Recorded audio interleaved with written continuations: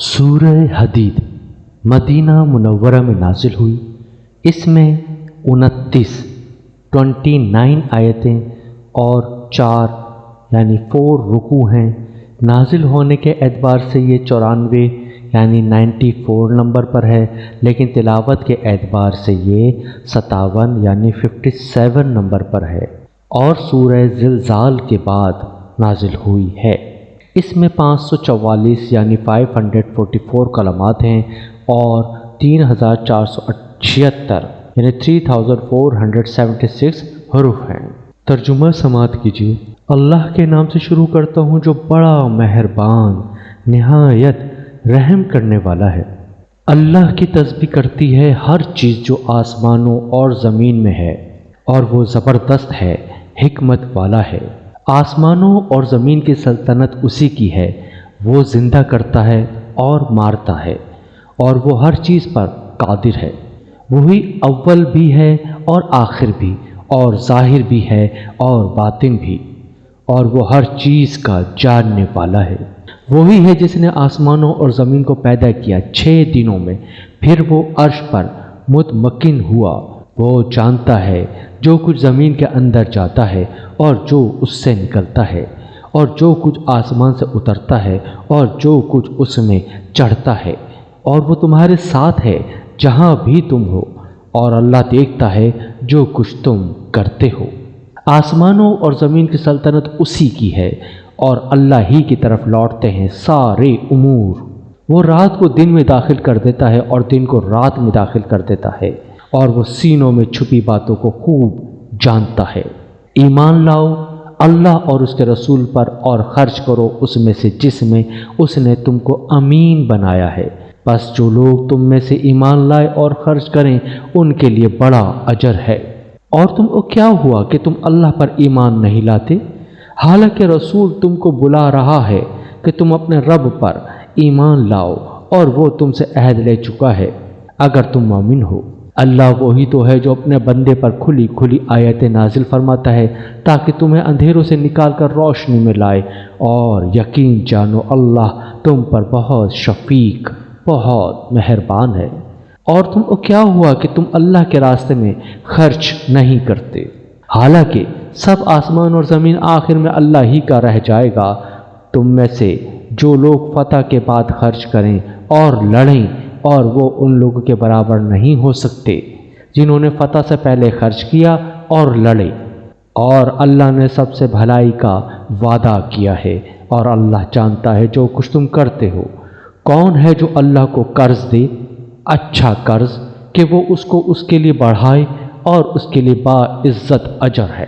جس دن آپ مومن مردوں اور مومن عورتوں کو دیکھو گے کہ ان کی روشنی ان کے آگے اور ان کے دائیں چل رہی ہوگی، آج کے دن تم کو خوشخبری ہے، باغوں کی جن کے نیچے نہریں جاری ہوں گی، تم ان میں ہمیشہ رہو گے، یہ بڑی کامیابی ہے۔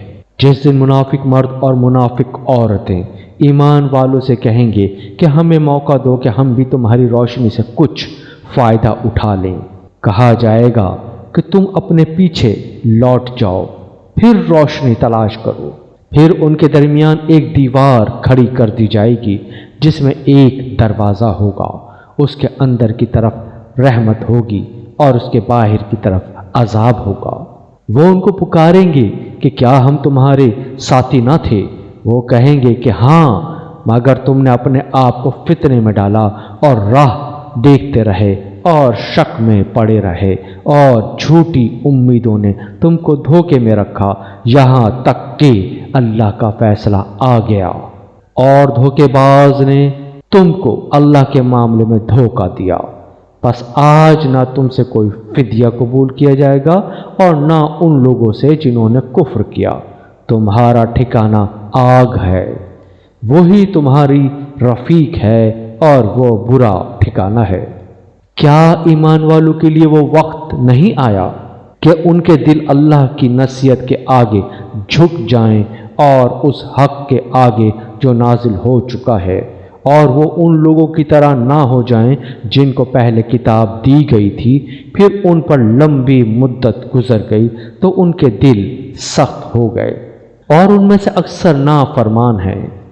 جان لو کہ اللہ زمین کو زندگی دیتا ہے اس کو موت کے بعد۔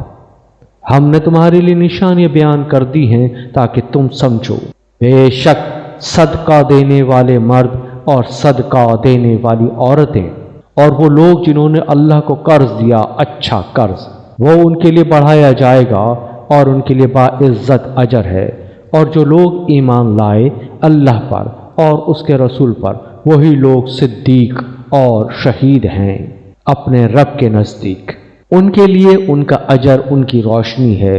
اور جن لوگوں نے انکار کیا اور ہماری آیتوں کو جھٹلایا وہ دوزخ کے لوگ ہیں۔ خوب سمجھ لو کہ اس دنیا والی زندگی کی حقیقت بس یہ ہے کہ وہ نام ہے کھیل کود کا، ظاہری سجاوٹ کا، تمہارے لیے ایک دوسرے پر فخر جتانے کا اور مال اور اولاد میں ایک دوسرے سے بڑھنے کی کوشش کرنے کا۔ اس کی مثال ایسی ہے جیسے ایک بارش جس سے اگنے والی چیزیں کسانوں کو بہت اچھی لگتی ہیں، پھر وہ اپنا زور دکھاتی ہے، پھر تم اس کو دیکھتے ہو زرد پڑ گئی، پھر وہ چورا چورا ہو جاتی ہے، اور آخرت میں ایک تو سخت عذاب ہے اور دوسرے اللہ کی طرف سے بخشش ہے اور خوشنودی۔ اور دنیا والی زندگی دھوکے کے سامان کے سوا کچھ بھی نہیں ہے۔ دوڑو اپنے رب کی معافی کی طرف اور ایسی جنت کی طرف جس کی وسعت آسمان اور زمین کی وسعت کے برابر ہے، وہ ان لوگوں کے لیے تیار کی گئی ہے جو اللہ اور اس کے رسول پر ایمان لائیں۔ یہ اللہ کا فضل ہے، وہ اس کو دیتا ہے جسے وہ چاہتا ہے، اور اللہ بڑا فضل والا ہے۔ کوئی مصیبت نہ زمین میں آتی ہے اور نہ تمہاری جانوں میں مگر وہ ایک کتاب میں لکھی ہوئی ہے اس سے پہلے کہ ہم ان کو پیدا کریں۔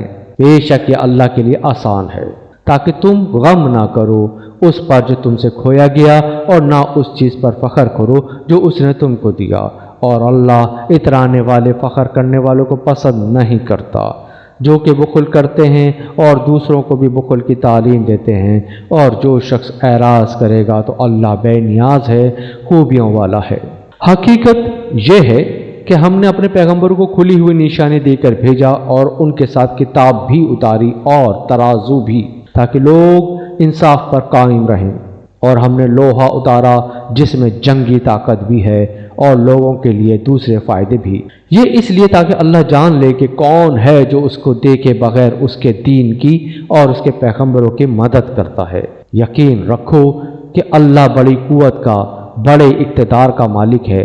اور ہم نے نوح کو اور ابراہیم علیہ السلام کو بھیجا اور ان کے اولاد میں ہم نے پیغمبری اور کتاب رکھ دی، پھر ان میں سے کوئی راہ پر ہے اور ان میں سے بہت سے نافرمان ہیں۔ پھر انہی کے نقش قدم پر ہم نے رسول بھیجا اور انہی کے نقش قدم پر عیسیٰ بن مریم علیہ السلام کو بھیجا، اور ہم نے اس کو انجیل دی۔ اور جن لوگوں نے اس کی پیروی کی ہم نے ان کے دلوں میں شفقت اور رحمت رکھ دی، اور رہبانیت کو انہوں نے خود ایجاد کیا ہے۔ ہم نے اس کو ان پر نہیں لکھا تھا مگر انہوں نے اللہ کی رضامندی کے لیے اس کو اختیار کر لیا، پھر انہوں نے اس کی پوری رعایت نہ کی، بس ان میں سے جو لوگ ایمان لائے ان کو ہم نے ان کا اجر دیا، اور ان میں سے اکثر نافرمان ہے۔ اے ایمان والو، اللہ سے ڈرو اور اس کے رسول پر ایمان لاؤ۔ اللہ تم کو اپنی رحمت سے 2 حصے عطا کرے گا اور تم کو روشنی عطا کرے گا جس کو تم لے کر چلو گے، اور تم کو بخش دے گا، اور اللہ بخشنے والا مہربان ہے، تاکہ اہل کتاب جان لے کہ وہ اللہ کے فضل میں سے کسی چیز پر اختیار نہیں رکھتے، اور یہ کہ فضل اللہ کے ہاتھ میں ہے، وہ جسے چاہتا ہے عطا فرماتا ہے، اور اللہ بڑے فضل والا ہے۔